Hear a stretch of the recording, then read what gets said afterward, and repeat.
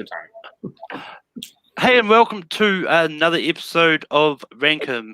It's a special Monday episode, because why not? But we're talking about the DCEU, and I've got a great panel here. The first person I knew I absolutely had to have on was Kelsey. Kelsey, how's it going?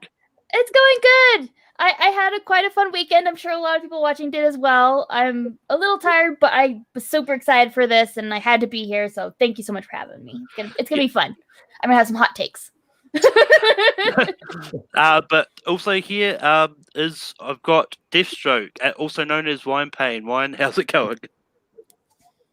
Pretty good. You know, I mean, it's like it's just Mondays, but you know what? What the hell? I mean, I'm like, I anytime I get a chance to talk about DC or DC characters, I'm figuring like, fuck it, just get a cup of coffee, and I'll be good to go. And also up the top we've got Anthony and Christina. How's it going? We went full out. Thanks to her sisters buying us these I things. think we even have capes. Yeah, I'll Pretty have cool. It's going well. Oh, wait, this is my Wednesday for work, so I'm in the middle of the week at this point. So almost there. She's just starting. I am here just purely to provide my probably terrible opinions on the movies as someone that just likes the movies, isn't really too far into the comic book aspect of being true to the source material. Just did I like the movie or did I not like the movie?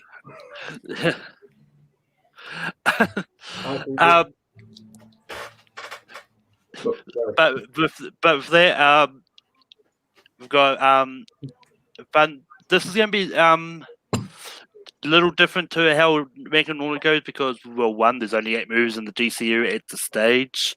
But so how this is going to work is it's going to be a kind of a reverse way of doing things. We go to hit straight off with the ranking, so go vote on what we think should be 8, and then we'll talk about that movie, and then so on and so forth that way. So just pretty simple for a change. But yeah, so I've already got my 8 written down. It's one of those ones. I'll let everyone else a chance. But yeah, no, like just our number 8 is the same. Oh yeah, I think so. All right. Yeah. But yeah, we are doing this in honor of Kevin Smets because I mean it's IG and so I've got the GoFundMe link in the chat, and yeah, so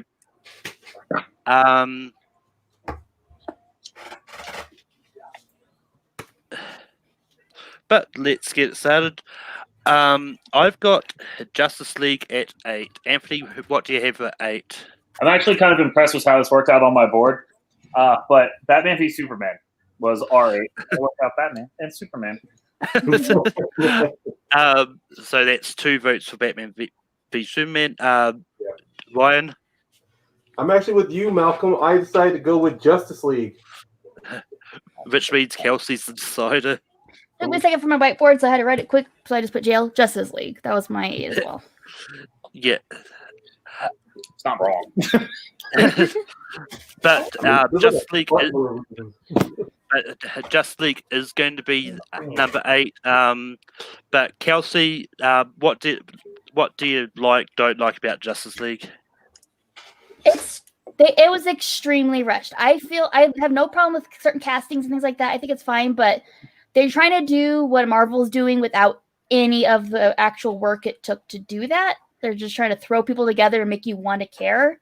And I mean, you start to care about characters after that movie came out a little bit, because once you watch it more and more, like, okay, I'm starting to like The Flash and things like that. But it was made in the wrong order. The 2 different directors is very obvious. Like the tone and style just shift back and forth throughout the entire thing, and it's a hard watch for me. I think I've seen it twice, and I'm just good. Yeah, Ryan, what do you think about Justice League? Yeah, my opinions are of the same because I tried to, when I heard of the change of directors, I wanted to go in this movie just blind, not reading any reports, just going in hoping that it was going to be a good product. But God, opening scene with that messed up Henry Cavill mustache, lookalike face. I'm just going. And then, of course, the short runtime, it threw me off there. But I still saw some good points in there. I liked the change. I liked how there was a lighter tone to it. It just didn't seem to work well. Like it was like nothing but a complete 180. Like I get Bruce Wayne's arc where he feels guilty over the death of Superman, so I understand that. I was following that, but then you had, I don't know, just some weird choices. He's already telling Aquaman, he's trying to tell Cyborg, he's telling Flash immediately who he is. Like it felt to me like a character portrayal of the Bruce Wayne from Batman v Superman. And I did love the Superman return. Like he's chipper. I mean, he after coming back from death, he has a new lease on life. So I liked how he shows up in the third act. It's just with Joss Whedon's writing, he just constantly wants to do quips and criticisms of almost anything. And I did not like that sidetrack of having us spend time on that one family. I get he wants to show he wants to see what destruction looked like to regular people. But he could have spread it out, not just keep it on one family, distracting us from them. But it's just like a whole lot of tones. I'm sorry. I'm saying too much negatives here, but I did love Gal Gadot. I liked the small stuff I got with a Cyborg. Hopefully with the Snyder Cut, I get to see what more was added for him. But I think right now this was just wasted potential. Yep. Anthony, Christina, what did you guys think about Justice League? I didn't hate Justice League. Meaning I wasn't going to put it 8th. I was going to probably put it 7th. I say I really, really enjoyed Barry Allen.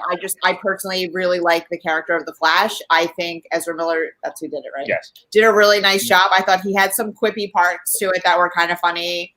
That he was just like, you guys all seem like you're ready for battle. I have never done battle. Like, I think that added like some humor that I think the DCEU was like really missing.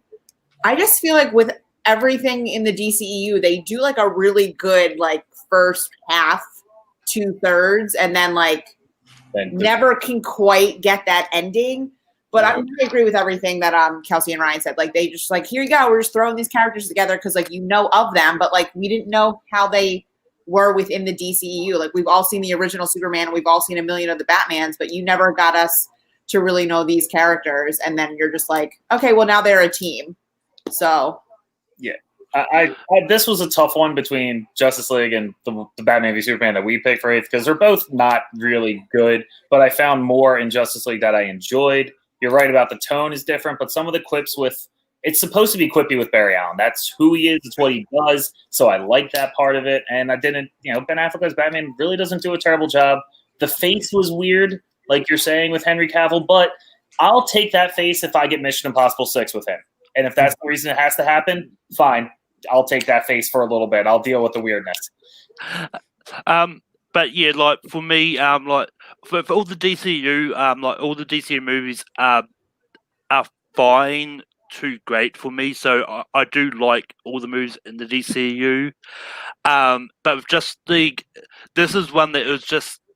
It felt like a Frankenstein's monster of a movie, which it was. It just was all over the place. I mean, maybe the Snyder Cut will make me appreciate this more. We'll find that out next year when it happens. I know Matt Kearns is upset with me. Wow. I think I'm going to very irritate Matt Kearns on this show. I've got some. Kearns, from our previous talk on Star Wars, trust me, I might get on your bad side.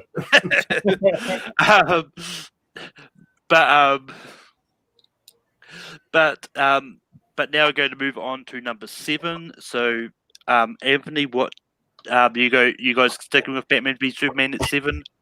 Yes, we will continue with that run. Kelsey, what do you have for 7? Aquaman?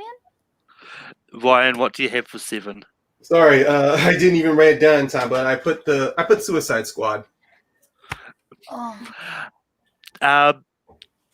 So I put Aquaman, Yes! Suicide Squad. Which means Ryan, do you want Aquaman or BVS at 7? You know the right call.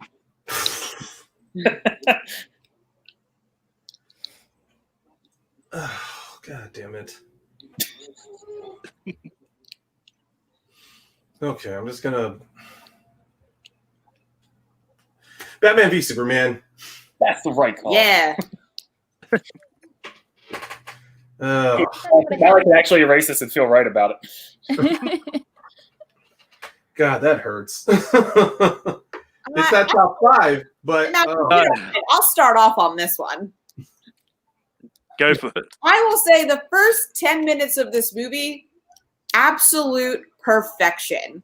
When we went to go see this in the theater, we were like, oh, thank God, this movie isn't going to suck. And then 10 minutes in, we were like, oh shit, we have spoken too soon.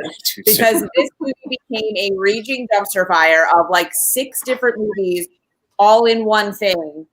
That like stuff actually occurred that didn't make any sense. That when we watched the extended cut on the DVD, because we put ourselves through this twice, we were like, oh, that actually makes sense. But it wasn't in the original movie. So we were kind of confused. Like we were supposed to know that Robin died. Like that was supposed to be a thing that like we just inferred and just kind of knew. And that's why everything was happening. So it was like, what are you doing? And then it was, he was looking for people so that we were setting up the Justice League. But like, how did you possibly know who these people are? We were supposed to know who these people are.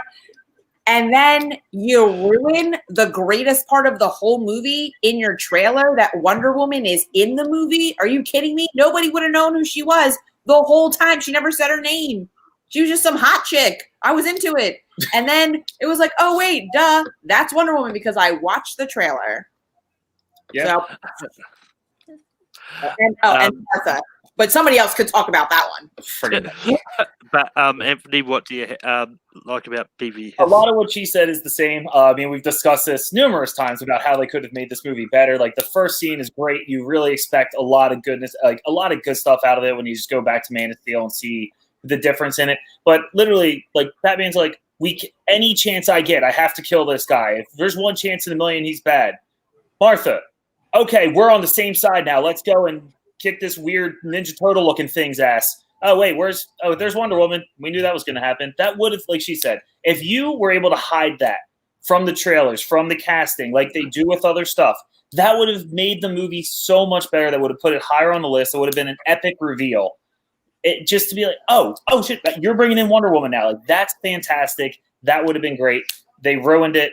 And it was just, even reading the comics, I do know some of them, and it's like, all right, well, here's this one story, here's this story, here's this story, and here's this story, and we're gonna throw them all together and see how it works. And they could have made 6 movies. Yeah, good one, and it didn't work. So I'll put that back in the bottom of this. Kelsey, what are your thoughts on Batman v Superman? All right. I'm going to tell a slight story to kind of explain my thoughts. When I first watched it, for the first few years it was out, it was way higher on my list. But Lex Luthor was never one of my favorite villains. I kind of disliked him, so he was just there. I didn't really care about Eisenberg's performance. Then I watched Smallville, and then I went on to go rewatch all the other interpretations of Lex Luthor, and then going back to watching Batman versus Superman, I cannot stand Eisenberg as Lex Luthor. It makes me physically in pain watching him be that character, so that drops it down a ton for me. But you're right, it's just so thrown together. There's so many things that are there, I think, like for fan service, but not in a good way, more just like it confuses people. Like, is that leading somewhere, or is that just fan service? Like the whole joke or Robin thing and everything like that. So it's just, you're right, it could have been multiple movies and been a lot better, but they just jam-packed as much as they could in that movie and expected us to like it. So it's fine, but yeah. Ryan, what are your thoughts on Batman v Superman? I will be honest. I watched when this movie released. I was in the minority of defending this movie because I kind of saw what Zach was going for with it, but it was after rewatch I realized this movie served better in 2 parts, because after Man of Steel there was a huge controversy. Of course, we all know the controversy. Zod's neck getting snapped, the constant destruction. I understood what Zach was telling. It was just the fact that people were not ready for that yet. So I thought with Batman v Superman, he tried to not try to over-explain the threat of Superman, but give us through Batman, like have us be in the shoes of Batman into why this guy is so dangerous. And for the first 10 minutes, we got that. And I'm like, okay, yes, I'm loving it. And then, of course, at the time, I was heavily into entertainment news, so I already knew ahead of time Gal Gadot was Wonder Woman. I knew ahead of time Jesse Eisenberg was Lex Luthor. So when I saw the trailer, the only thing that shocked me was seeing Doomsday. And I'm like, what the? Like, you had me throughout the first minute of the trailer, then that Doomsday thing shows up, and I go, you ruined it. It was the opposite of Spider-Man showing up in the Civil War trailer. My enthusiasm died. Right, because everybody who knows the comic book knows what Doomsday means. Right. But look at the movie itself. Yeah, too much stuff was thrown in there. I wanted to understand Superman's side of everything. He's investigating Batman. This could have been like a very slow introduction to Batman. This is an aged Batman. We see him killing people. If the first 2/3 was about Clark investigating why he's like this and having us understand his background of Bruce Wayne's background, this would have been so much better than just more of most of Clark's scenes being cut out until I have to see the Ultimate Edition to understand that. Zack Snyder really could have just made this 2 movies. That way, he could have built enough hype into the second one. So then he brings in Wonder Woman, and then he brings in Doomsday, because at least we had 1 movie of Superman alone. Then the later half could have been a Batman. And I still loved Henry Cavill in that movie. I liked his relation. Amy Adams, I thought, was really underused. And I'm going to be honest, I did not hate the Martha thing. I get it. It's a stupid point. It's a stupid point to break through Batman.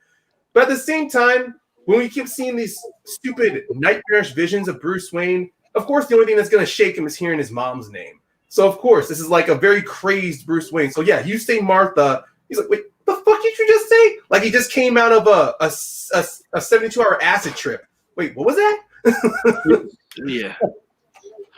I didn't like the death, but I didn't like him killing off Superman. But at the time, I was more trusting of Zack's vision. And then, like with Justice League, with the Snyder Cut, maybe I'll get to understand what he was trying to accomplish. But for right now, yeah, this would have been number 6 personally for me. But I'll 7. That's what I had it as, was 6. Yeah. Personally, this was also my number 6. Like Not high for anyone.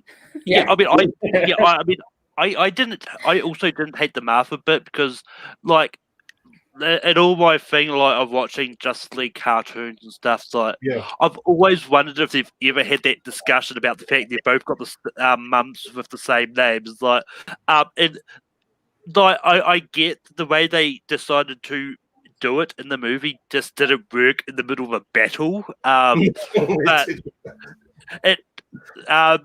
it's one of those ones like. It's an interesting moment that I'm kind of glad that they threw in. They just put it in the wrong place.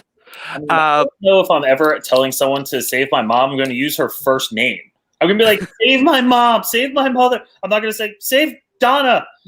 That's not what I'm going to do. Oh, one thing another positive of Batman v Superman, I did like.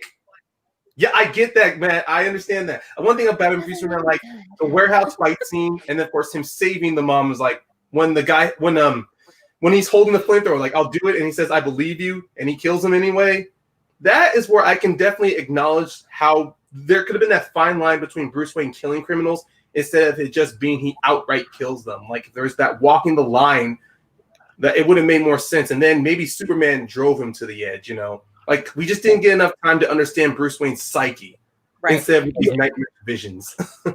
Yeah, I mean, for me, I would have much rather had a Batman, standalone Batman movie with Ben Affleck and then go into Batman v Superman. Yeah. Because for me, that's one of the major problems I had with Batman v Superman was the fact that all we saw was Bruce Wayne sort of coming and getting flashbacks to his parents' death. We just didn't really understand this version of Batman that well. Yeah, we didn't need that part. Yeah.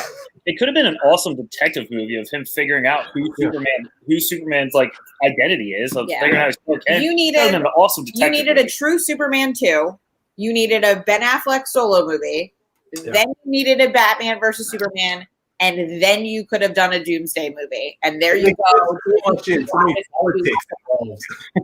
They had Superman trying to be a hero, and then you have the government trying to rein him in. Then you got Lex Luthor trying to do backhand dealings, and then you got Clark trying to investigate Batman, and then you got Batman trying to find the meteor rock. Like, the more I bring my hand back, it's like I didn't need everything to go back and forth like a freaking metronome. Yeah, and to bounce off Chris Diaz's point in the comments, the Ultimate Edition is part of the reason why I've got Batman v Superman up a little bit higher on my personal rankings, just because it does make the movie that little bit more bearable. But with that, we're going to move on to number 6. I'm sticking with Aquaman. Kelsey, you're sticking with Aquaman? Yep, sticking with Aquaman. Ryan, what do you have for 6? I'm still sticking with Suicide Squad. Anthony, Christina? You know, she changed her vote the last second to put Aquaman there. Oh. I had Suicide Squad. Aquaman is going to be at 6. Okay. But I'm going to go to. I'm going to start this off. Aquaman is one of those ones I actually did rewatch recently, and it's one of those ones that I do enjoy. This movie, to me, it's just kind of a little bit really slow for me. Just the story was definitely there. Like all the acting performances, I loved. But to me, that's kind of where it stops. Like the story seems to go all over the place. It's just hard to follow at times. But with that being said, I do think it's a solid movie. Like, as I said, all movies are from 3 stars to 4. I think is what I heard. Can't remember. But anyway, Anthony, what do you don't like about Aquaman? I enjoyed it. I actually was watching it with really low expectations, expecting it to be a trash movie because it's an Aquaman movie.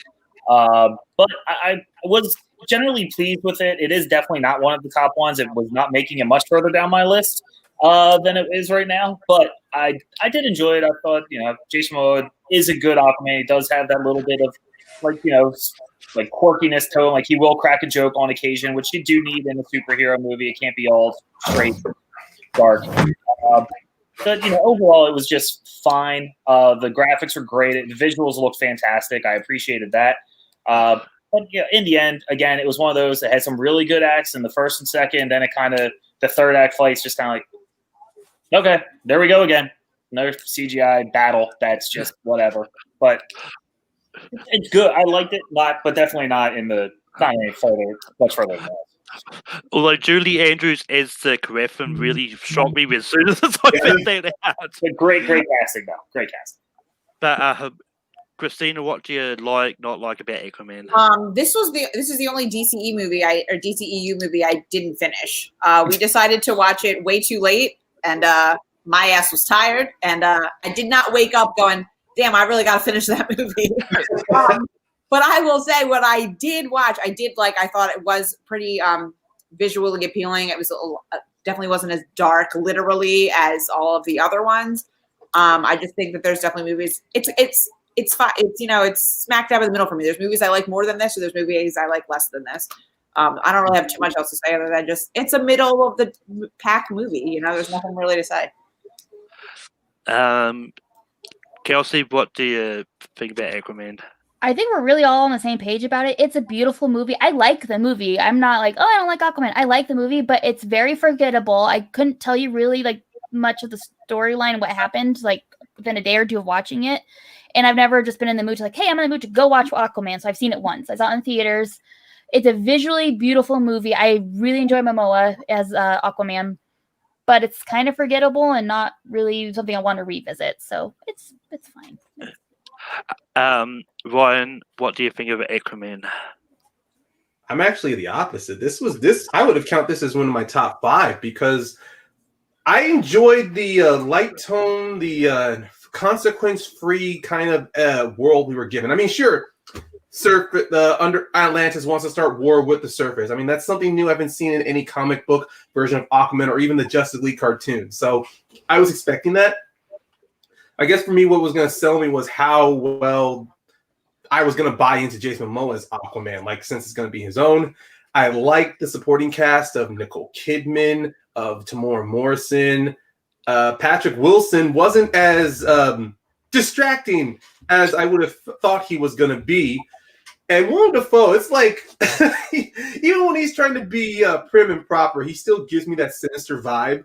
And I guess it was kind of that intrigue that kept me involved. But despite some editing or character choices, I did not mind the adventure going through. It's pretty much it's Arthur trying to prove himself, trying to shake out of this brute mentality he's lived this entire life, trying to see if he's more. Like, really, it's a journey of self-worth and a journey of maybe self-discovery. I appreciate that with Arthur. Like, we get slow bits throughout the movie. We see that he is intelligent. We see that he does have a big heart and he cares for people. It's just he's developed this rough demeanor because, unfortunately, he lost his mother and he's outcasted. And I like that exchange between him and Patrick Wilson before they battle. He says, "All my life, when I learned that, bro, I wanted to let him know I wasn't alone. Like, I wanted to let him know that he wasn't unloved. Only find out what a dick he is." I kind of like the idea of family drama. And even Patrick Wilson gives you certain sides of Orm to where he's not bloodthirsty. It's just he's ambitious, but at the same time, you can see some pain behind it. And I love the fact that in this DCU movie, we don't get the main villain getting killed off. Like outside of all comic book movies, I like the idea they don't kill him, but they do open the door for him to come back. And I like the idea of maybe the next sequel, we're going to spend more time in Atlantis to develop the world and to develop Arthur trying to become a king. And I got to admit, there's moments where the score really worked with me. The moment when, during the CGI battle, Arthur comes out with the Carathian and does that moment with the scepter, with the trident, and uses his telekinetic ability to contact with the fish. I don't know what it is, but the score and the right moment when Jason Momoa opens his eyes to send a psychic wave, it got chills on my spine. I just don't know what it was. It just got me. And it's like one of those CGI battles where I'm like, this works perfectly in my mind. But there are some things that aren't great about it. I don't like the Pitbull version of Africa, but okay. But yeah, now we're going to move on to 5. And this is where I'm going to probably hurt Kelsey because I like the other 4 more. I put Suicide Squad. Anthony, what do you and Christina have for 5? He's grabbing water, but we're on the same page. Sorry. Suicide Squad. Kelsey. I have Shazam. Ryan. Well, I do apologize, Kelsey. It is Suicide Squad. All right. Well, I'm kind of excited about this because I've been wanting to fight the chat for like 20 minutes. So I'm not upset that I can talk about your it. eyes. See the rage is like burning. The more we show Kelsey, like, here it comes. You can go first on this one. Okay. So to the chat. Everyone complaining, Cara Delevingne's a terrible villain, and Chach is a terrible villain. If you're watching Suicide Squad and she's the villain of the story, you're watching Suicide Squad wrong. Amanda Waller is the villain of the Suicide Squad movie. Yeah. Everything happens because of her ambition, her drive, her selfishness, and her ruthlessness and stupidity, really, in some of her decisions to get ahead. So if you... Cara Delevingne, she's also a victim of Amanda Waller's ambition. She would not be trying to be used as a weapon by the government had it not been for Amanda Waller. She wouldn't have been as pissed off if it wouldn't have been Amanda Waller. I love Amanda Waller. She's like my favorite character in that movie. But she's the villain of the story. So I just love this movie. It's a guilty pleasure. I know it's not perfect. I am well aware it's not always that great of a movie. But Suicide Squad, the comics, is one of my favorite lines of the comics. And seeing it finally be on screen, I saw it 8 times in theaters. Each time paying full price and bringing my entire family, so that was expensive. But I can't explain like how much this movie means to me, and I love the characters in it. I do think it could have been edited a little bit better, and some things could have been better. But Margot Robbie's Harley Quinn is just nobody else could have played that character the way she did. I didn't mind Will Smith as Floyd. Like, I mean, I probably could have picked some other people I would like better, but I was pleasantly surprised with him as Floyd. So overall, I enjoy this movie. I love this movie. I know not everyone feels the way I do about it, but that's Ryan, what are your feelings on Suicide Squad? Kelsey, everything you just said are my same opinions of Suicide Squad. I really think that this is a good movie, but early on when we talked about how Justice League was a victim of DC trying to do something Marvel did, it was pretty obvious Suicide Squad was screwed over in that same way. Because I remember that first Comic-Con trailer of it coming out, that dark-esque tone that we were getting of Amanda Waller, and then, of course, everything there. And then guess what? Months later, we get a second trailer. It's literally like the Suicide Squad. I mean, it's literally like Guardians of the Galaxy trailer. Fun music, a fun tone, worst heroes ever. And then the editing is like, Amanda calls them heroes, metahumans. The only metahuman is Enchantress. And Enchantress is not even a metahuman. She's literally just a sorceress of ancient times. So there is some terrible editing choices, terrible direction choices. The script. And as much as people want to complain about the blue light in the sky, let's be honest, that was coming the moment Enchantress said she was going to make a weapon. So please, everybody, if you did not see the ending coming, you really are not that you were really not paying attention. And I actually did like Will Smith. I liked Margot Robbie. I love Jai Courtney in this one. I liked. My only biggest problem was, out of those three, every other character of the squad, including Joel Kinnaman, takes all the brunt. Joel Kinnaman comes off very bland. Adola Anikawa Anobi as Killer Croc. He's literally just a monster. But I love when he gets his words in. He's selling everything through his physical movements. I just wish there was more time focused on the squad. And El Diablo, I mean, that if you want to create a tragic character, that's one in short time. It's just to me that if David Ayer was just given the dark tone story that he wanted to make instead of trying to make it light and fun, I think this movie really would have been seen in a different light. I mean, it was still a success. It's just, and at the same time, I still love the soundtrack. The soundtrack is bomb. The two things I would take away from it is, this, I don't know, like the movie is there. It's a good movie on rewatch. It's just so many editing choices makes it bad. I don't disagree. Yeah. There's just some editing choices that really takes it away from me. Like I'm glad we're gonna get another Suicide Squad movie. I want to see if James Gunn's gonna give us a fine line between some comedy and some death drama, like dark tone. Whatever. I don't know what I want out of a Suicide Squad. That's why I'm so conflicted with this movie. I didn't know what I want out of it. It's just what Warner Brothers did with that script and with the marketing and with the editing made me realize I don't like it. Yeah. And Chris, you may say, thank God that James Gunn's directing the next one. Until the movie actually comes out, we don't know if it's going to be much better because we don't know what James Gunn we're getting. We do not know if we get Guardians of the Galaxy Suicide Squad edition, I will be disappointed because that's not who they are. They got moments like that, but not. If we get James Gunn from Super and from Slither, then we might see something that Suicide Squad. Yeah, but yeah, I mean, for me, I really do enjoy Suicide Squad. This is one that's actually been moving up my rankings a little bit because I did a recent rewatch of DCU recently, and it passed BVS. But it's one of those ones that I really enjoy. I legitimately think it's a really good movie. And everyone keeps going on about how Leto is not a good Joker. I like him as Joker. I think he is good. He just suffered from bad timing on. Yeah, I feel like if they would have given him more to work with, I think he would have been more appreciated. But this, like I said, the script wasn't great and timing wasn't great, and it was just. The funny thing was the marketing.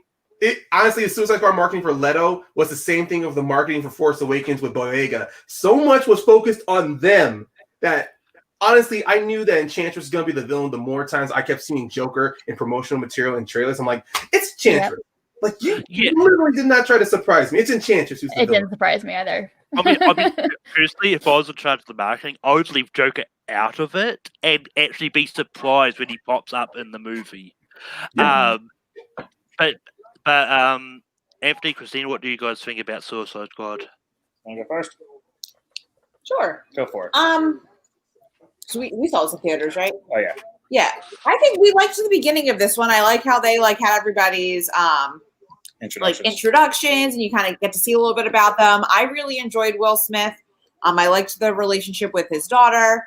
I liked how they kind of brought in some of the Justice League characters in the beginning. Again, DCEU really gives you like a strong 10 minutes in the beginning, and you're like, yes, they figured it out this time. And then you're just like, it's like every time like your ex-boyfriend hits you up and you're like, he still loves me. This is great. And then the next one he's like, never mind, I was just kidding. Like that's what the DCEU does to you. Like they keep stringing that hope and they keep getting you to like them again. And then they just shit all over your dreams after the first 15 minutes of the movie. But Margot Robbie was fantastic. I really enjoyed Will Smith. I mean, the ending wasn't for me. Jared Leto, I just kind of pretend he's not the Joker. I just pretend he's a crazy person because I think they didn't do him enough justice for me to like him as the Joker, for him to be his own. Because I think there's just so many different interpretations with the Joker. Obviously he wanted to be so different than Jack Nicholson and Heath Ledger. I mean, I don't really have an issue with the movie. I like it. I'll watch it a bunch of times. I think some things they did with the Enchantress were weird, but to everything Kelsey said about Amanda Waller, that woman is terrifying.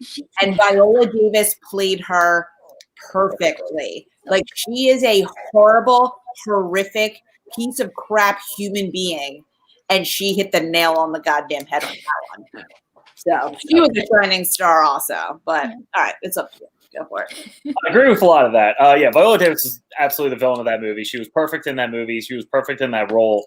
I think we did one where we actually talked about the all the roles of the people. Like we did one of these rankings with that. Viola Davis was one of the ones I think made it into like the top 3 of anyone in the DCEU because I put her in there. yeah, we filmed that together.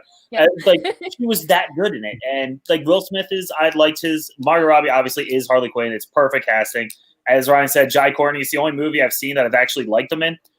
They let him do his normal accent, and it worked. He was funny. He was entertaining. The little bit of the Flash, a little bit of Batman, it worked for it. But again, it's one of those, like, the introduction scenes were fantastic. Some of the fight scenes were good. They were, like, when they were just in the – yeah, when he did the shooting and, like, in the street, that was cool. But it's just another – you keep getting these movies where it's like, here's a bunch of nameless villains that have no meaning. They just kind of appear, and there's hundreds of them. So it's, hey, how can we just kill 100-some people without actually killing 100-some people? So these guys are still heroes. That's kind of, it just kind of becomes a thing. I get it. It makes it look very cool, and you get the stylistic fight scene. But the part 3, again, with the DCE movie, the third act is just bad. Like, you see what you want about Enchantress. The coolest scene was like when she did the little hand thing and turned. I was like, that was awesome. That was awesome. Yeah, when they do this thing and it just turns, I was I felt like a chills when I saw that in first time with the trailer. I'm like, oh, that's cool. like, hey, am I around that scene? I'll watch that scene. Then I'll watch like the next 30 minutes and I'm like, yep, cutting it off. We're getting yeah, we're done.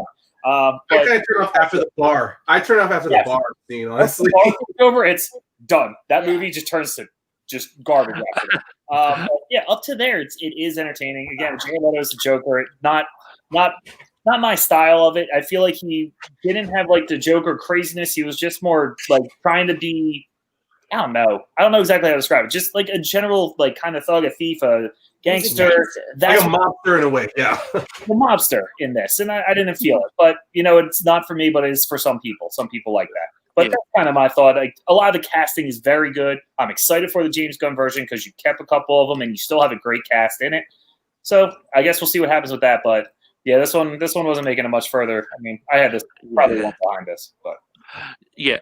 And I believe we're getting more Leto in the Justice League. Snyder I heard that. We're gonna give what happened with Robinson. I'm like, Zach, you have something good. Don't add more, please. Don't. I mean, part of it might be because he's already got scenes there. He needs to reshoot some of them with those characters. I don't think he's adding more than he needs to. I think it's just because they're in the original cut. So I mean, the thing is going to be played off like a bit like a miniseries. So if he is going to add him in there for an hour, for like part of the hour portion, then okay. yeah. But anyway, Anthony, what do you guys have for 4? All right, we differentiated on this one. I had Man of Steel, and you had... Sorry, Kelsey, Birds of Prey. Kelsey, what do you have for 4? I still have Shazam. Ryan? I literally went back and forth while y'all were talking about Suicide Squad, and I rewatched the former of one of my choices during the weekend, but I'm sorry, I have to put this as number 4, Birds of Prey. But I've got Shazam. Oh, You're the tiebreaker. oh wow! Right? I was Yeah, gonna so put back here, we've but got no. 2 for Birds of Prey, 2 for Shazam. So yeah. So That's not Anthony, right. which one do you think? I mean, spoiler alert. It's like my 1 and 2, so I'm picking between the top 2. So sadly, I don't want to do this, but my number 2 was Birds of Prey. So I'll have to go with that. I don't have much of a choice, but I had that really high up. This is not my decision. I don't blame you. It's not your fault. Nobody blames this. But Anthony, talk about Birds of Prey. Okay, I actually really enjoyed this movie. I thought it was good. Like, it definitely had some issues here and there, and I know there are some things going on. But the thing with the issues of this movie is because it's an unreliable narrator. Harley Quinn is telling you the story, which is why it's so poppy and bright and colorful, and things are weird and out of order. Like, that's why this is like this. So if you can't understand that and you don't like the movie because of that, you don't get the movie. And toward the end, obviously, you get that darker scene on the dock because Harley Quinn is starting to feel things. She's starting to feel for the people around her. That's why it gets to be a darker scene. I really like that. I wish they would have done a little bit more with Mary Elizabeth Winstead. I really liked her as Huntress, but they needed to do more with that. Rosie Perez was fantastic. Like, they had great characters in it. Ewan McGregor was nuts. Yeah, Black Canary. I forgot her name. Black Mask, Black Canary. They were both great. They were over the top, but fantastic. I enjoyed it. I really liked the way that just Harley Quinn narrated this and did it all, and it was just so over the top and fun. And I had this a lot higher. It's sad to see it go here, but it is what it is at this point. At least I got one who agrees with me.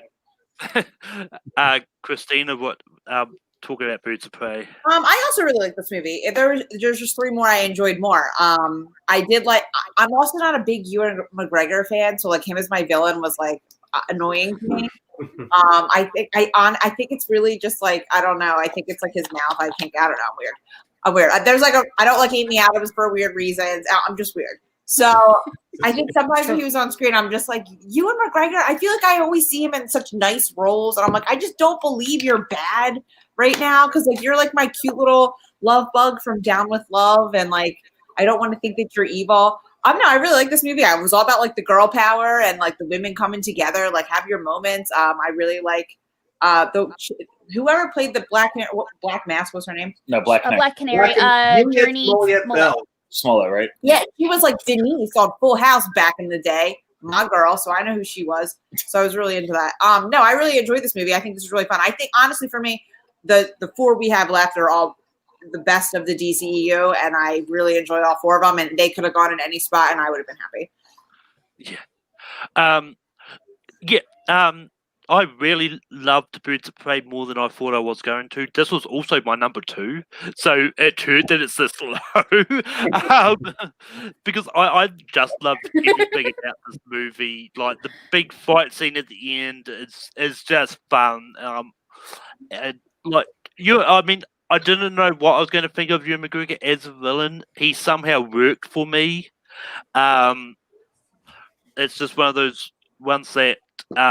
And I know Matt's angry at me for putting Shazam at 4, but it's one of those ones. I love all of them. The other 3 I do love more than Shazam, but I'll talk about that when we get to it.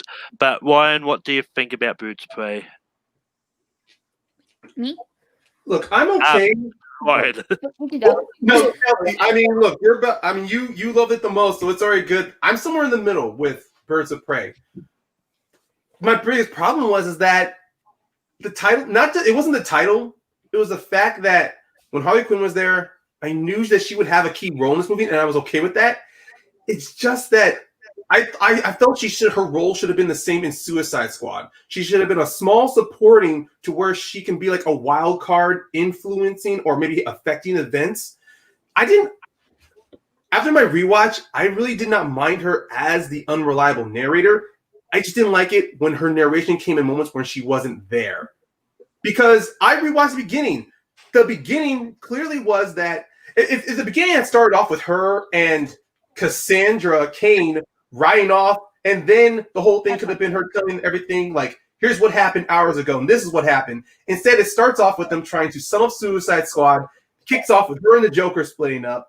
If they had gotten rid of those 5 minutes and changed it to where they start off from the ending, I'd have personally no issue of Harley Quinn telling the story of Black, like doing narrations of Black Canary with Renee Montoya or with Huntress. I would have had no problem with that, but it just bothered me narratively wise. Like, if it feels like the whole movie was going concurrently through one linear story, and the fact that she somehow is omnipotent to know who Huntress and the other characters are, it kind of bothered me a bit.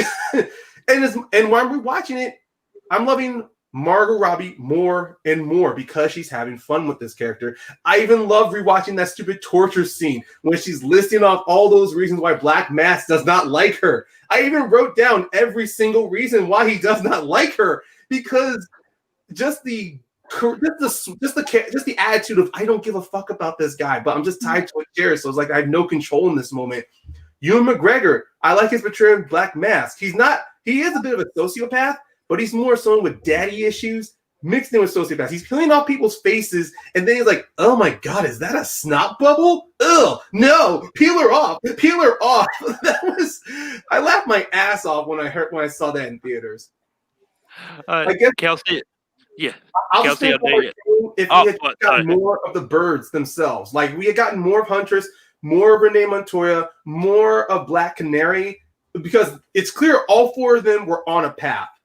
And at the same time, my biggest, and this, unfortunately, this is always going to stick in my craw, they did not need to throw in this orphan card, Cassandra Cain, and then moving forward. If this was just a regular street corner girl that likes Harley Quinn, that's my biggest complaint.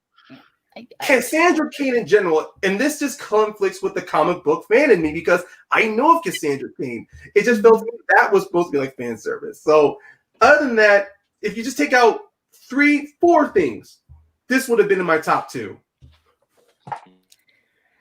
I'm done. I have so many thoughts of this movie. What do you like about Birds of Prey? I have so many thoughts on this movie that I don't know how I'm going to convey them in like 3-5 minutes. So I'm going to do my best. I love the unreliable narrator because that is extremely true to who Harley Quinn is.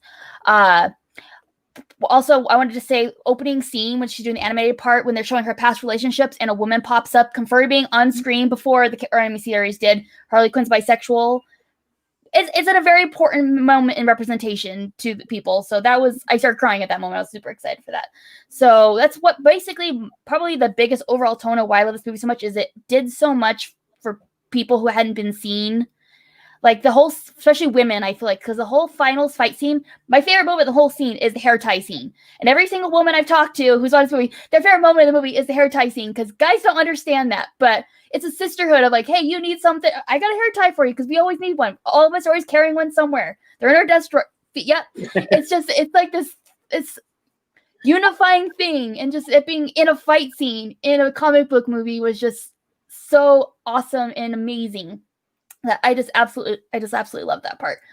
But I think in the back to the Harley Quinn and the Birds of Prey, her involvement in it, I truly feel like that is more of a studio decision. I honestly feel like they didn't think the Birds of Prey could handle a big box office movie on their own with most people not really knowing who they are. So like, hey, everyone loves Harley Quinn. Even though it makes kind of no sense for her to be here, we're going to kind of Jimmy rig her in there to bring attention. I'm kind of disappointed because the numbers this movie made weren't fantastic. If it would have done better, I think we would have gotten that second movie that was just Birds of Prey. Either Harley's not in it or very minimally, because I do feel like that was the point of this movie, is give Harley kind of her showcase as well as getting people's attention on this other group of women. So that's why I feel like it was done the way it was done. But I just love this movie. I just won a trivia competition the other day for this movie because I love this movie so darn much. I watch it all the time. So Chris, I understand why you put it where it is, though. Chris, I understand that the anime show is better, but that created worlds where you can understand how Harley is the way she is. This is it's not like live action and the difference between live action and animated. It was just like we got a good glimpse of Harley in Suicide Squad. Mm-hmm. This was just more of expanding her character, putting her through a tough time. Yep. So it And was also- just it's timing. That's the problem. That was it. And also, I like to explain something. Like, I like Harley Quinn's my thing. So, like, I read everything I can. Like, Harley Quinn isn't necessarily as consistent of a character as, let's say, Superman. Superman, you know what his thoughts are on things. You know his moral compass. You over the years, you've learned who he is as a person. Depending on who's writing Harley, she is a very different person.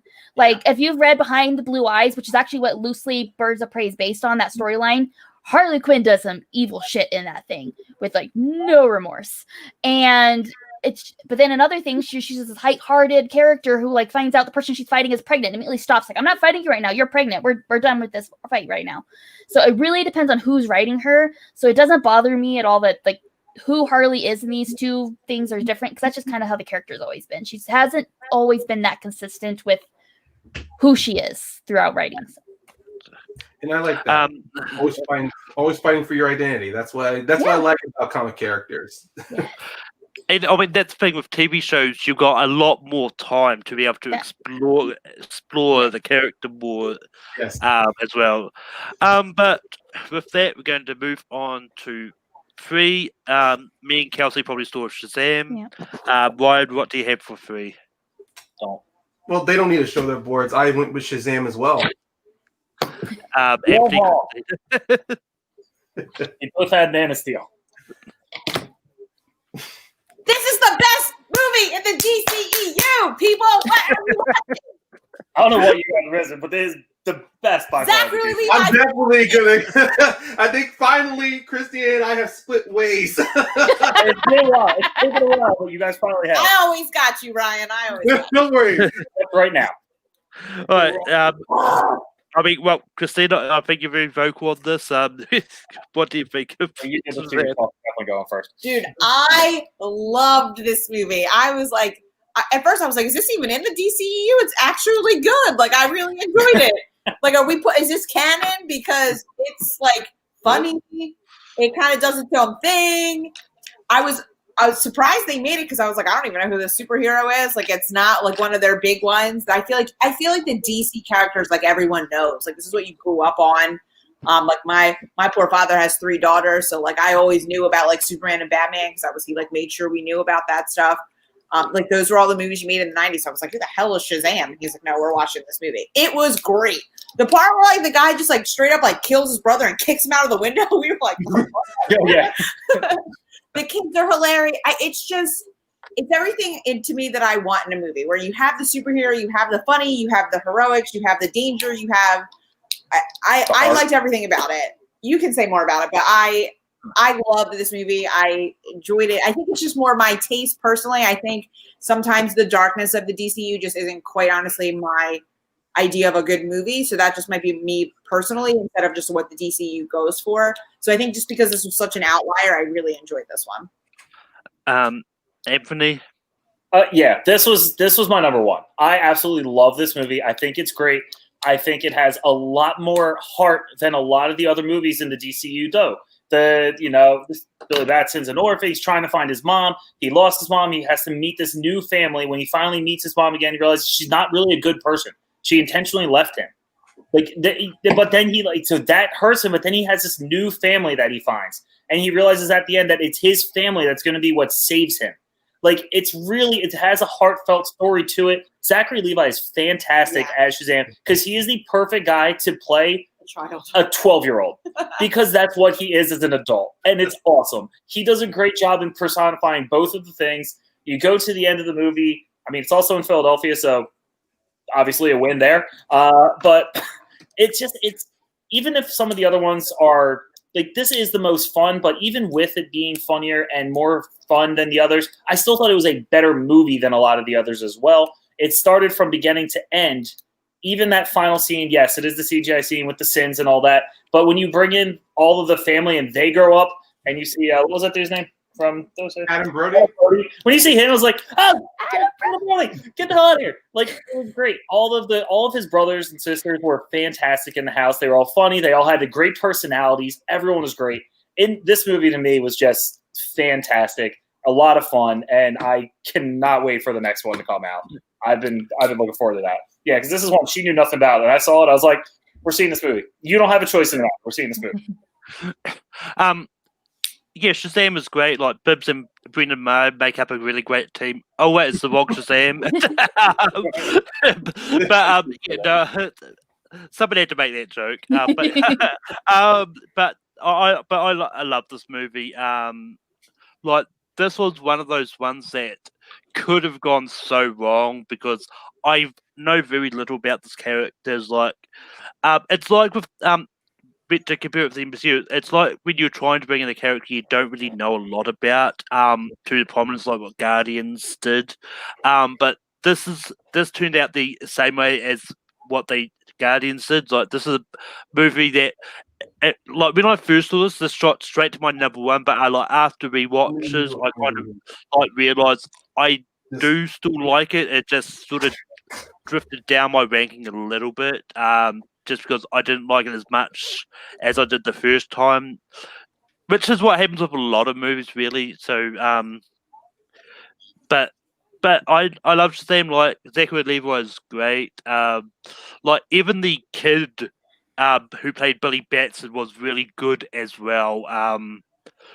And like for me, my moment at the end when they revealed the Shazam family was not Adam Brody, was Ross Butler from 13 Reasons Why, being the grown-up Eugene. It's just one of those ones that they did a really good job of keeping who the people who are playing the older versions of the Shazam really secret in the marketing, and that worked out well. It was a great surprise.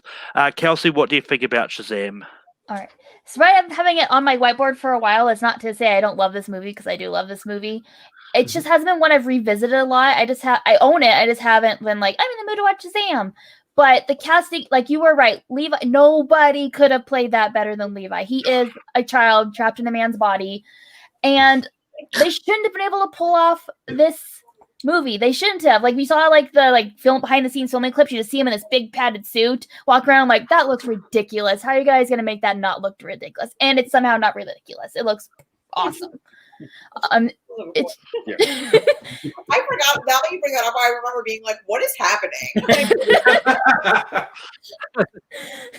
but it's just so fun. And then like when the kids become adults, like just who they ended up being, the actors shows them, just like, oh my gosh, like that was like celebrity cameos who actually end up, that's who they are, that's the characters, and it's so fun, it's so fantastic. I can't wait to see out this movie come a sequel and have it come back, because it's a lot of fun. So I really do enjoy it. Yeah. And Ryan, what are your thoughts on Shazam? I love this movie too. It's just the other two we're going to talk about is just not I will talk about why I love the other two later, but Shazam is fantastic. I mean, to reiterate everyone's opinions, Zachary Levi is fantastic, but even when he's not there, I guess what also sold for me is the intertwining story that we're seeing with Billy Batson. I mean, yeah, you see from his point of view what happened when he gets abandoned from his mother, and how you see he loves his birth mom so much that he's pretty much thrown away any other potential for a family just to find his own birth mom. And you can understand from his story point of view the immense guilt he has, because from a child's perspective, he gets lost and his mom doesn't come back. He still believes his mom's going to find him. And even then when you see this family like really welcome him in, they really want him to be a part of them. Like the girl who plays Darla is just 100% adorable. Like she hugs him, she wants to talk with him, really treat him like a big brother. But then you see how he's so standoffish from everybody, including Freddie himself, who also wants a friend. So when he does become the adult version of himself, you see how Freddie and him, they start to form a friendship. And then you start to see the clash where Freddie, he has his own problems with the bullies. He wants to be liked because of his disability. People see him one way. So I like their argument after Billy catches that bus and he just says, "You wish it was you." And then you see him being brutally honest. Of course I wish it was me. Because he feels like what Billy feels, being helpless, being unwanted, even being like almost hated. Everything is so intertwined. Even that small moment he has with Mary after saving her from that bus.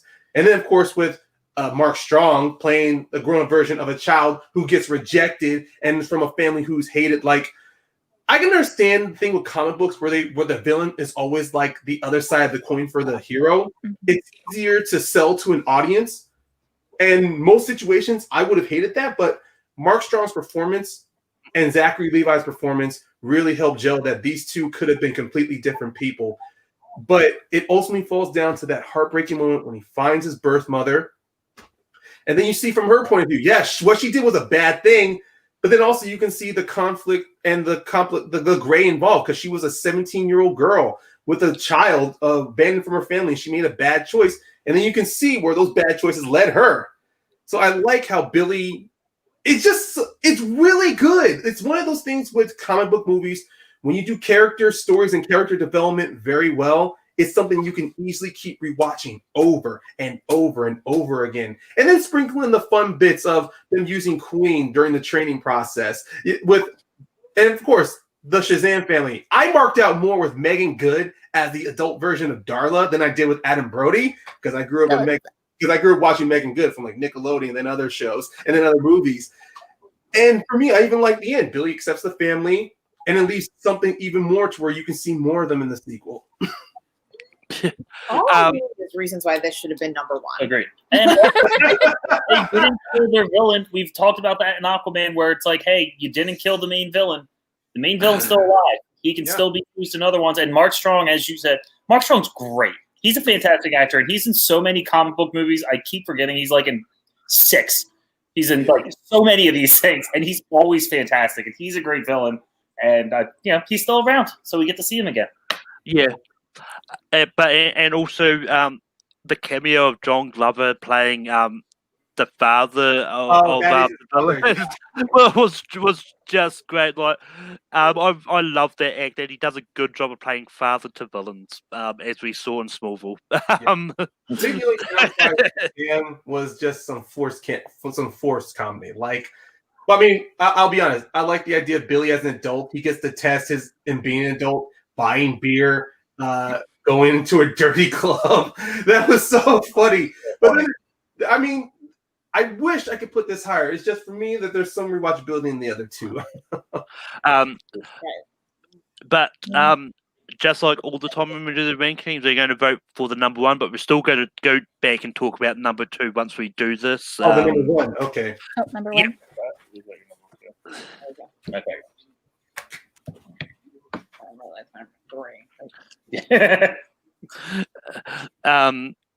But yeah, my number one is Man of Steel. Ryan. There's no question. Wonder Woman. Kelsey. Man of Steel. FD Christina. I mean, it's Shazam, but it's not there anymore. So we both agree with Wonder Woman. With that, Wonder Woman is going to be number one, but Man of Steel, we'll talk about number two first, which is Man of Steel. Anthony, Christina, what do you think about Man of Steel? This keeps sliding off my face. I feel like this one is one of those that on a rewatch, I liked it more. The first time I watched it, I'm like, what is this Superman? Why is he so just angry and pissed off and murdery? That was a bit of an issue I had at first. And Henry Cavill, I think, is one of the best Superman. He is fantastic as it. He is a great actor. He does a great job as this. He looks like a Superman. He's just a monster. I mean, I try to make her not watch as much as possible because I'm like, I will never look like that. So please don't expect it. But no, after a rewatch, I enjoyed it more. It still was probably, I think, on this list would have been my number 4 overall. But it got better. But there's just a lot of scenes I just think don't work as well. It's very gray. It's very dark. Superman's supposed to be a symbol of hope, and I never felt that in this movie, really. I feel like Ryan's going to have some serious opinions about that because I just saw the face. But when watching this, I didn't feel that. It didn't feel that way to me. I definitely would not put this above Wonder Woman, in my opinion. But even on a rewatch, it got better, but still was not in the top 3 for me of the DCEU. Christina, what do you think about Man of Steel? I think the way he killed Zod didn't bother me. I think at first I was like, oh, we did all of that and that's how it goes. Like, that's how we're going to do this. But I think it just shows that he tried so hard not to kill him.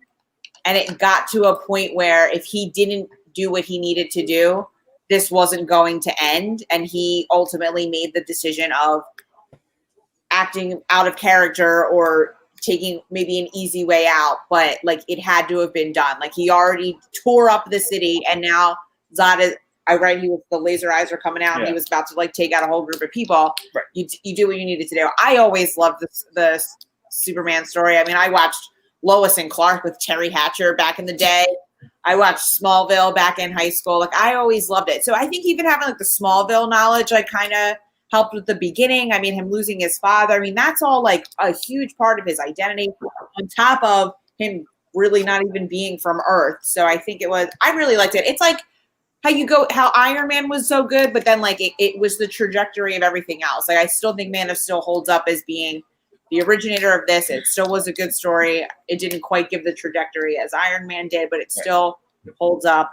I just really like Superman stories. I think that's just one of the movies I like better. Again, Shazam should have been number one. I'm glad he saved that family from getting lasered, but don't mind those other hundreds of families that got killed in the He was building trying collapses. not to kill Zod. It's what happened. Kelsey, what are your thoughts on Man of Steel? I love Man of Steel. It is my number one. I do have problems with certain things in this movie, but overall, Superman's origin story is probably the only origin story, but I will never get sick of watching it. I love just his history of growing up on the farm of Smallville. My biggest problem with this movie, which like if there was a 0 instead of a 1, it would be there if it wasn't for this, is how he lost his father. To me, it's important, the heart attack scene, because him just being like, the world's not ready for you, don't do it, is very different lesson than the original more common storyline with the heart attack, because that's him teaching him how delicate humanity is. And sometimes you can't do everything you can to save people. It's like, it's a totally different lesson. Right. And to me, I feel like the original lesson is more valuable to Superman as a person than the other lesson. So that's my biggest complaint, honestly, about the movie. But it's Henry Cavill is Superman to me. I don't think any Superman after this is going to feel less to me after how great of a job he has done with his character. Despite, honestly, I feel like Warner Brothers not appreciating him and letting him do Superman as much as he should. Because like Man of Steel is supposed to be his movie and he's sharing it with somebody. And then Justice League, he's dead through most of it. So he hasn't even gotten to show us who he is as Superman. And that's why it doesn't bother me as much that Superman and Man of Steel is darker, because I feel like even like in Smallville, it's like that. It's a learning process to learn that level of hope and just who he is as a person.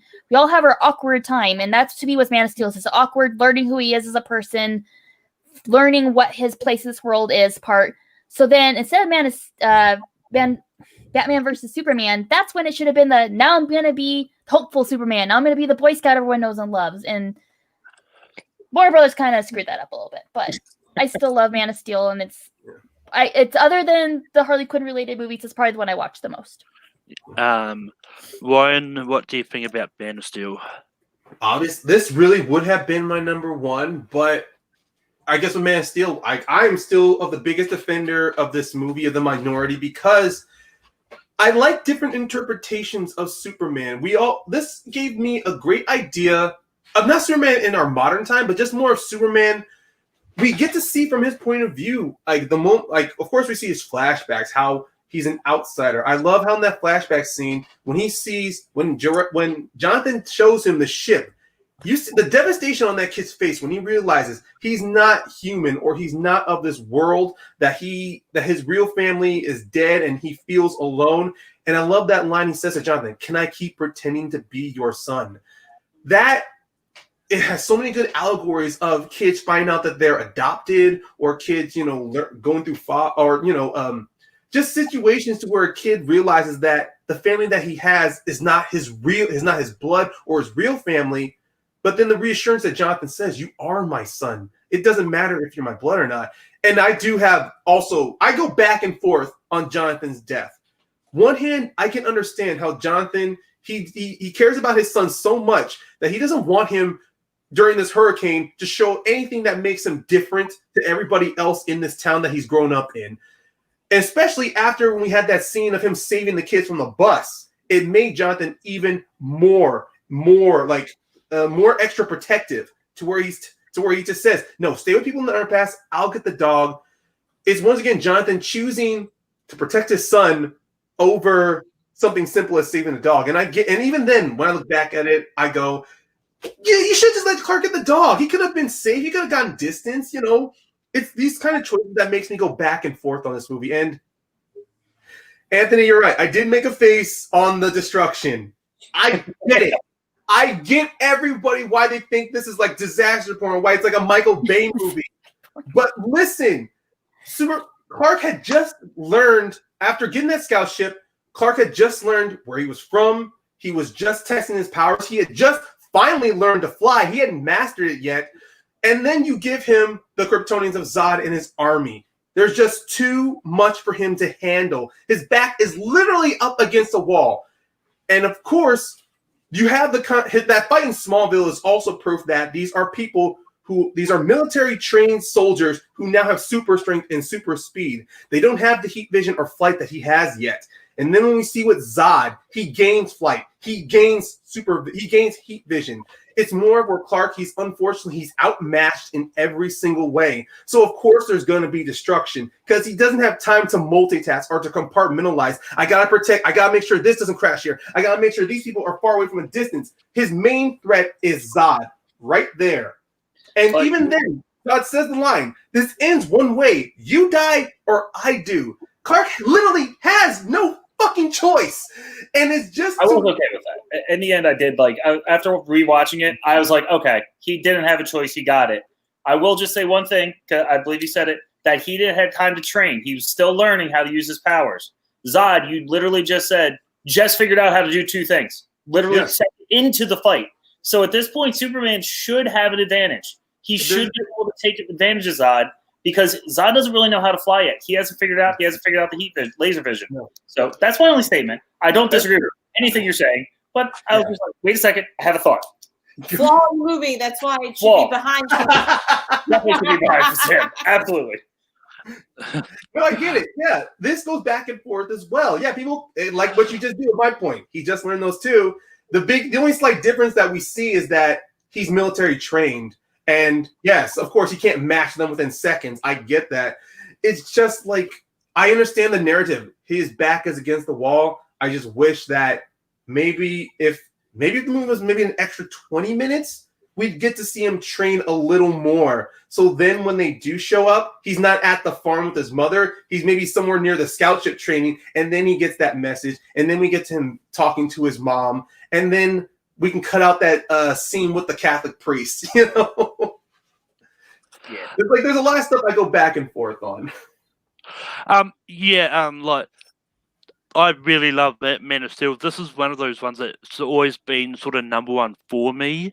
And it's one that I've rewatched a few points. Like, you sort of basically said everything I was going to say anyway. But when it comes to Man of Steel, this is just one of those ones in which I really love this movie. And I don't have a problem with the snapping of the neck because for the same reason everyone else said.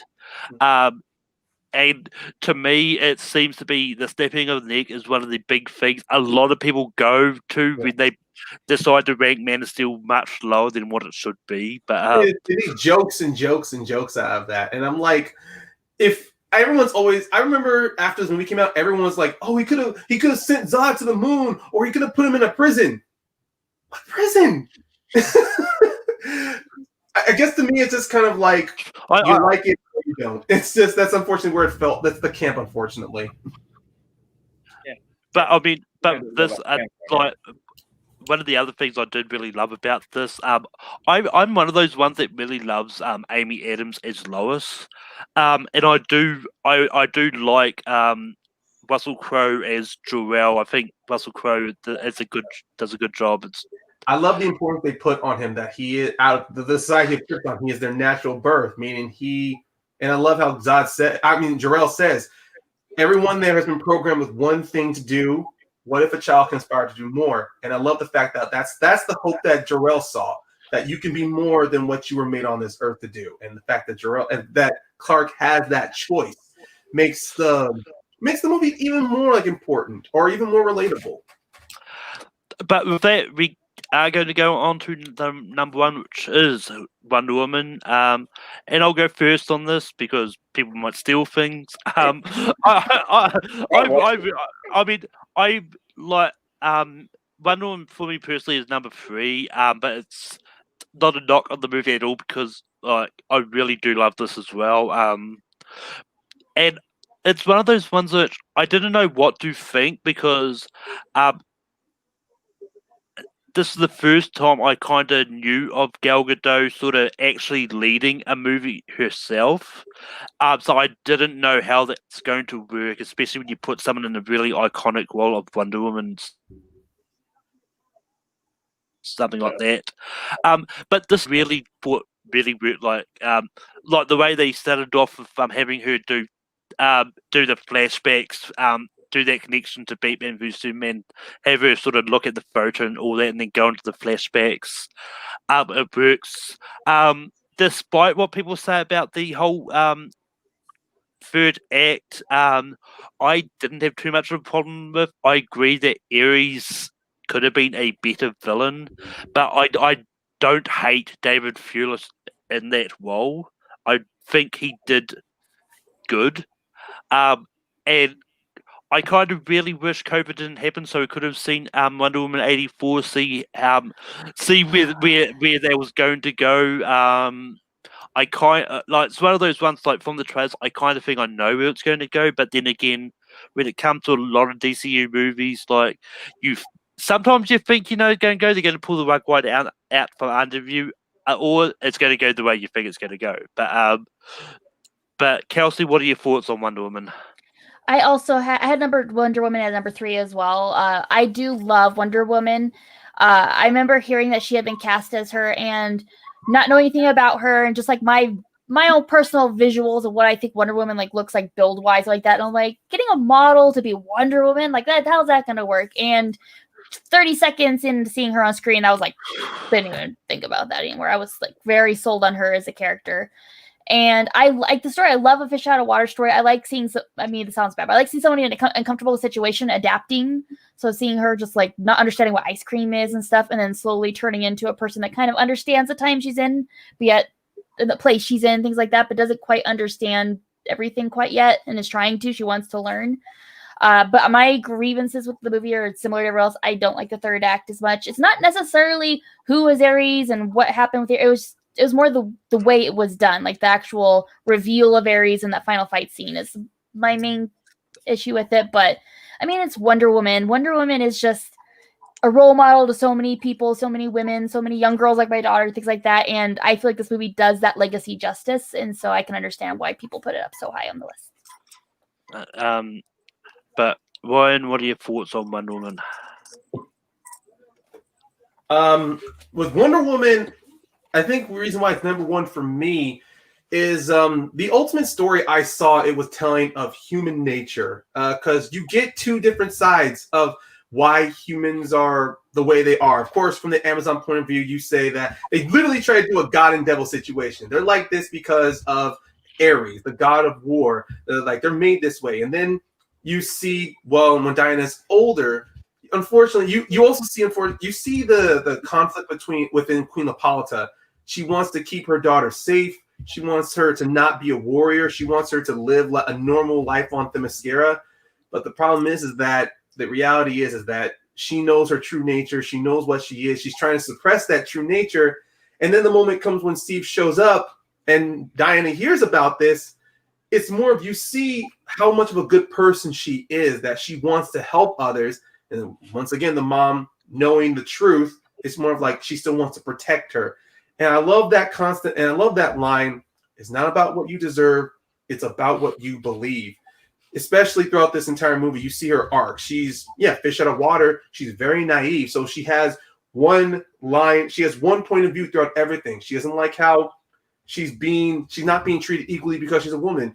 She doesn't like how she sees people like Chief, who is, who is someone who's choosing not to be with his people, is like, I love how she's learning by interacting with Steve, Chief, Charlie, Samir.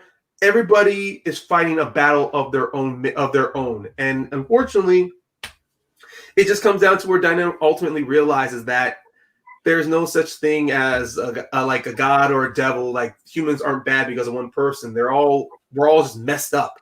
That's why I love Chris Pine as Steve Trevor. He's not there to be. He serves slightly as a damsel, but then someone to work equally as a partner, and then ultimately tell her, this world is fucked up. There's nothing we can do about it except what we can do now, which is why I love in the third act, his last scene. Even that moment, he just says, I'm just a man. I can only save today. You can save the world. You can change them. I can't. And I'm also pissed off that we got COVID too, because I would have loved to have seen what Chris Pine's role could have been in Wonder Woman 84. And I went back and forth on Ares as well, but at the same time, you set up Diana as very powerful against normal soldiers, that it was bound to happen sooner or later. She was going to face Ares, because other than the mess up of Danny Houston's Ludendorff character with those strength-enhancing gas pills, there was literally no one who can provide a challenge to her. It was just back against the wall. You had a great story, but it was like you just had to cut towards the conflict. Even with that aside, I still love this movie. And honestly, I switched between Wonder Woman, Shazam, and Man of Steel. All three of these as my number one. They constantly keep switching. And Anthony, Christina, what are your thoughts on Wonder Woman? I don't. Oh no! Don't froze. These things are just bringing us. They're just staying there. Oh No. We'll get them back. We'll get them back. We'll get them back. But I will use this time while they're coming back. Make sure you donate to Kevin Smets. Like, he's getting all this money and all that. So it's not like no one's getting a cut of the money and all that. So take care of Kevin. Go to the GoFundMe. Exactly. We want him to fight this, and we want him to survive. But Anthony, Christina, what are your thoughts on Wonder Woman? Okay, so I will again admit that I don't read the comic books. So I don't go off of the source material. I just go watch the movies. So I was really into the Wonder Woman movie because I thought Ares was like more metaphorical, and I like that we were fighting like the bigger picture here. And I was like, oh, this is like very clever. Like, what an intelligent way to do this. And I think at one point I was like, oh, this like represents like all the bombs that there's on. And I said it to Anthony. He's like, no, like Ares is like a person. And I was like, oh, well. That's a little disappointing. I thought we were going for like a bigger message, but I mean, just like, again, as I know a lot of people were like, oh, if you're a woman, you should feel like so like empowered. And I feel like I did. I think there's other movies that have also made you feel empowered, but you can never, I'm never mad when I see it happen, when you see a girl kicking ass and rocking that blue dress with like a sword on her back. But I really enjoyed this movie. I really loved her dynamic with Steve Trevor. I really, really enjoyed this movie. I think it's really well done. And I'll lead Anthony in with 3 words. No Man's Land. Yeah, No Man's Land is probably the best scene that the DCEU has brought out. In my opinion, it was fantastic. Wonder Woman in general, the first 2 acts of Wonder Woman were the best the DC has put out. Yeah. Act 3, I know people have mentioned it. The CGI battle scene, it kind of took me away a little bit. When she was talking about like, oh, is Ares like just the concept of war? I was kind of like, I mean, in my mind, better. It's not. Like, that would have been great if Ares actually never showed up. If it was just these and like the whole concept of Ares, she was expecting this guy to show up, and it never was. It was just the concept of war, the concept of just hate between different groups of people. Would have been a really nice message for the movie. It would have taken away that third act CGI battle fest, which was just kind of like, oh, here's 2 gods fighting each other. Cool. That's probably going to go well. Like, obviously, nothing's really going to happen. Ares is obviously going to come back another time. He's a god. He's not dead. You can say what you want. He's not. So that's kind of the problem with those kind of fight scenes, in my opinion. the movie itself is good. I did have this at 3. I think Kelsey and Malcolm, you guys also said so this was my 3rd. Yeah. But it was a great movie. Like, when I watched it the first time, I was like, man, this movie's really good. Like, I was really entertained coming in here, like not expecting the No Man's Land scene. That was just like, damn, that was awesome. Well, that was fantastic. And Chris Pine, obviously, he's great in it. He's underrated Chris, if you will, in the Chris's of the movie world. Yeah, the Marvel Chris's get a lot of the attention, just like my boo Chris Evans. Yeah, calm down. Chris, fantastic. But in the end, I would have had this at 3, but I did have this above Man of Steel, just because those first 2 acts are just like they're almost perfect for like DCU standards. That is a perfect first 2 acts. And then it kind of goes downhill. I really wish your idea would have come to fruition because that would have made it really cool. And then you can see Ares for another one. And then if you 84, he shows up. Chris Pine's like, oh, damn, that was a real guy you were talking about. Oh, yeah, here's this guy. Here's this big villain. But then we would never have gotten Steve's death, unfortunately. We would have gotten Steve to kill himself. I understand. Look, I'm always back and forth on that Ares moment, but it was unfortunate they just built her up. I mean, if we did get that, it would have been even more to where she would have had more of like, because I love that moment where she's broken up, where the fighting's still going. And I love the back and forth because it's not like her coming to learn the truth. It's just she's becoming the hope and the naivety that she had is slipping away. She's seeing the realism. And I even love how Steve is desperately trying to tell her, no, fight with me, keep fighting. We can still make a difference. And then you can just see how dejected she is. It's more like, no, I'm not helping you. And if she had stayed like that, and we still had that moment where Steve died, that could have been. It could have played more into Diana's guilt. Like it could have really played more into her character, more like she's becoming more involved in the world because at the one crucial moment she was needed, she walked away, and that could have been like, I'm not doing that again. But then, of course, it would explain that why the fuck what the hell happened to her during Batman v Superman. Right. So it was like a fucking clash. Yeah. But with that brings us to the end. I'll just recap what our ranking of the DCU is. At 8, we've got Justice League. At 7, we've got Batman v Superman. At 6, we've got Aquaman. At 5, we've got Suicide Squad. At 4, we've got Birds of Prey. I'm pretty sure I've got the rest of that title wrong, but never mind. I believe it was Fantabulous. Fantabulous Emancipation of One Harley Quinn. Yep. Yeah, but I knew. For some reason, my mind went to Beautiful, and I can't New spell. Zealand might be different. You might have a different title. Who knows? Yeah. That is also fair. Well, I mean, I know they changed it for the marquee to Harley Quinn, Birds of Prey. Right. Yeah, they did. At 3, we've got Shazam. At 2, we've got Man of Steel, and number 1, we've got Wonder Woman. But all in all, that was a fun list. You can come at us all you want. We're going to Bring it. come at us. We already had one person say, hey, you want to talk about Man of Steel? Dude, I will go on your podcast and we can fight about this. We already done Star Wars, Kearns, so I have no problem going another round. I will tell you that game is better than all these movies. I'm probably just gonna let people talk their shit. I don't care enough. I said what I said. So you better way to live. Over. We're done. Yeah, I mean, I'm definitely probably going to do more of these franchise ones because it makes things a lot easier at times just because you've only got an X amount of movies to but Kelsey, we can find you online. All right, you can find me at KelseyKins90 on Twitter and Instagram. You can also find me at Miss Quinkins on Instagram. That's my cosplay page. Check it out. I'm also on Call to Action Podcast. So if Schmodown's your thing, we talk about it sometimes. It's a lot of fun. Don't forget to go back and watch the Smash-a-thon if you haven't watched it. Watch every single hour. I know it's like 30 hours, but it's all good.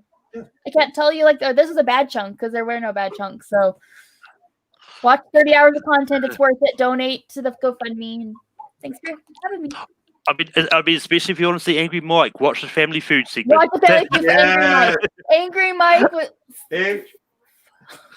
Go ahead. Fine, we can find you online. You guys find me mostly on my YouTube show, Mount Schmodown. Myself and my co-host, we pretty much break down. We do ESPN kind of like statistic profiles on most almost every player in the movie Trivia Schmodown. We just started, so we're just climbing up there. We did profiles on Video Drew, Eric Zipper. We were part of the Smash-a-thon, so we talked about Kevin Smets, and so yeah, go watch the Smash-a-thon. Watch every hour if you can. If you need to pause and take a break, go right ahead. There really is no bad hour. I rewatched the Smash-a-thon. I had it play in the background, but still, it was all enjoyable. And then if you guys are wrestling fans, you guys can check me out on Suplex City Chats on TMG Entertainment. I pretty much just talk about wrestling with 5 other dudes. And yeah, just like with Rankin, we all clash of opinions. Nobody is on the same page, and I love it. So check me out, Suplex City Chats and Mount Schmodown. Anthony, Christina, we can people find you online. I'm around. I pop up here. I pop up on FPTL. You'll see me hosting matches on opening night trivia when they're at a normal hour, since I work now and need to go to sleep. But yeah, check out opening night trivia. Support your friends. I pop up on One Gotta Say. How many friends can I plug right now? Look into Nico's trivia for Thon. Yeah. Who else? Aaron J does podcasts, so listen to whatever he has to say. if you can do it. What she said, I'm basically on all those things too. I show up on Malcolm's a lot. You'll see me on Full Metal. You'll see me on TMG, on FPTL. Opening Night Trivia League, I'm on there. I actually have a show on that where basically you pitch movies. Malcolm has pitched a movie before. This week, Deathstroke over here is going to be pitching one. So we got him on there. I will hopefully send you something tonight or tomorrow morning about what you have to do. But it's just for fun. No points or anything like that, but just something to do. And other than that, I just wander. I'm here. I'm there. I roam. And you can find me on Take 3, hosting Late Night Take 3 and Rankum. Don't think I'll do a late night this week, but it'll probably be back next week. Rankum this week will be back on our normal set day. It's going to be about Bobby De Niro movies.